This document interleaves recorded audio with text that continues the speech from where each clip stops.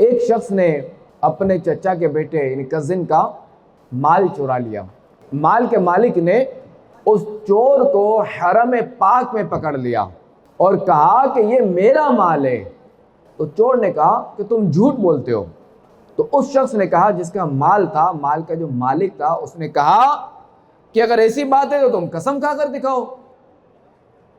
تو یہ سن کر اس چور نے کعبے شریف کے سامنے مقام ابراہیم کے پاس کھڑے ہو کر قسم کھا لی۔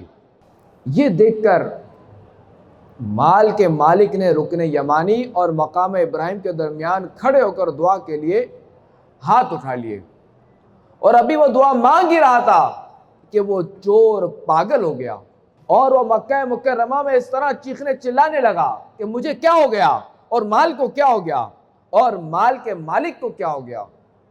یہ اس طرح چیختا چلاتا رہا، گھومتا پھرتا رہا۔ اب یہ خبر اللہ تبارک و تعالیٰ کے آخری نبی محمد عربی صلی اللہ تعالیٰ علیہ وآلہ وسلم کے دادا جان حضرت سیدنا عبد المطلب رضی اللہ تعالیٰ عنہ کو پہنچی۔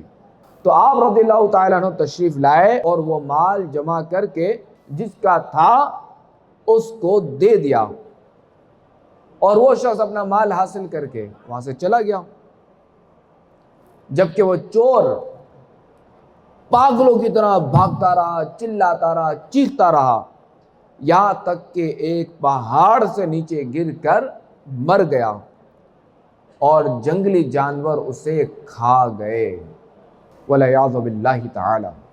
دیکھا آپ نے کہ چوری کرنے اور جھوٹی قسم کھانے والا اور جھوٹ بولنے والا کیسے عبرتناک انجام سے دو چار ہوا، اور اس کا کیسا انجام ہوا۔